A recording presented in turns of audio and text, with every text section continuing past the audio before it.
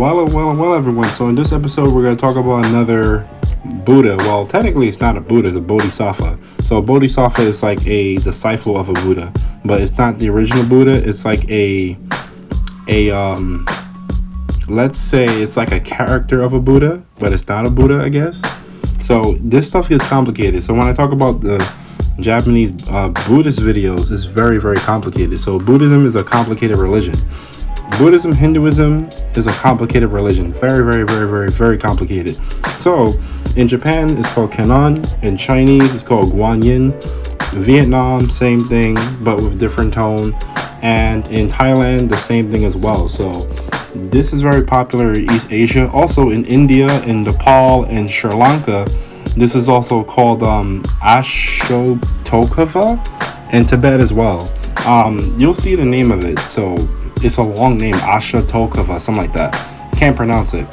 So this is a very, very, very popular tattoo amongst East Asian people and amongst like Western American people from who's in the West Coast. What I've noticed, because a lot of women and men, they get this. So this is like very, very, very gender fluid tattoo as well. So usually this type of tattoo comes in back pieces, long sleeves, leg sleeves, and front pieces, because this is a big piece. Now with KANNON or Guanyin, you can have her riding a dragon, you can have her riding a food dog, you can have her riding on top of a koi fish. You can also have her nurturing an oni. Yes, there is pictures of that as well. Make sure when you get this back piece, the front piece, or your arm sleeve or leg sleeve, you get it with Sanskrit or you get it with kanji. So you must have a kanji thing next to it, because she represents merciful, love, compassion, kindness. So in case you're wondering, like, who is this person? This person is the goddess of compassion, mercy, and love, and caring, and passionate and stuff like that. So this Bodhisattva has been formed. There's a long history of it. I'm not going to explain that part, but I just make this nice and short and simple. You can have this in a lot of ways. There's a 1,000-arm KANNON. There's a 1,000-face KANNON. So it looks more like a Hindu deity. You can have it with many arms, many heads. You can have it in multiple forms. You can have her standing up. You can have her sitting down. You can have her with a sword. You can have her with a staff. You can have her with a bow. You can have her with a lotus flower as well. And you can have her with chrysanthemum, a bag full of chrysanthemums. So she's like the Virgin Mary, so of Buddhism. So in a way, she is technically the Virgin Mary in East Asian culture. So because she's like the Virgin Mary, many East Asian people resonate with her, just like how Christians and Catholics resonates with the mother of Jesus.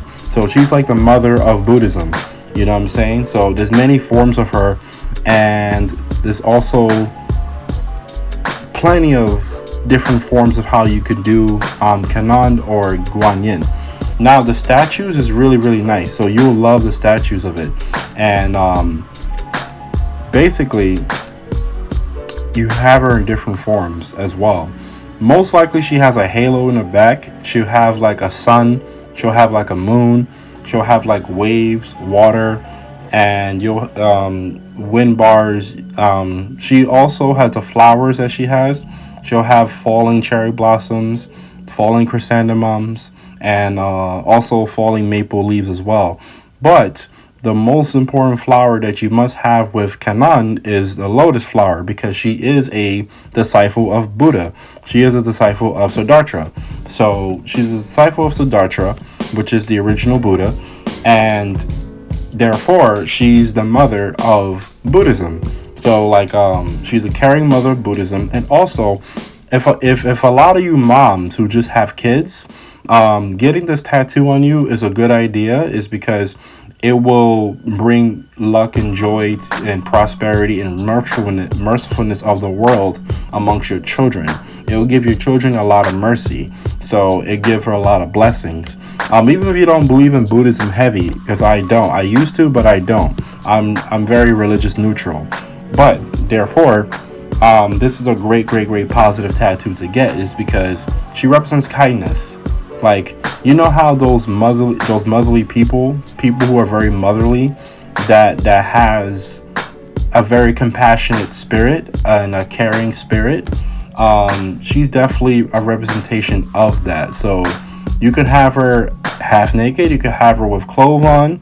Usually she always wears a hood with a crown, a lotus crown, and she has a lot of jewelry on. So I will tell you, this tattoo is very detailed. So prepare to pay a lot of money for this tattoo. It's very detailed because her jewelry, her makeup, her crown, her robe, her inners, and the other details around her, such as her rings, her earrings, and if you have her sitting down on top of a lotus flower, if you have her sitting down on top of grass with a lotus flower, if you have her sitting down on a dragon, koi fish, a tiger. You can also have her with a tiger as well. So this Bodhisattva is a very flexible when it comes to background and other characters that come with it as well. You can also have her with other Buddhas as well, which I'll explain in the next video, in the next episode in Japanese Tattoo 101. Now, as you can see over here, you can see the origins. There's a long origins. There's plenty of YouTube videos that explains the origins of KANNON or Guanyin, but I'll just give you a short SparkNotes summary of what KANNON or Guanyin is. So this is a SparkNote version of it. So take it as it is. But this is a great tattoo. It's very detailed. It's very expensive. Prepare to invest in this as well. But when it's done, you're gonna love the results. It's traditionally done as a back piece.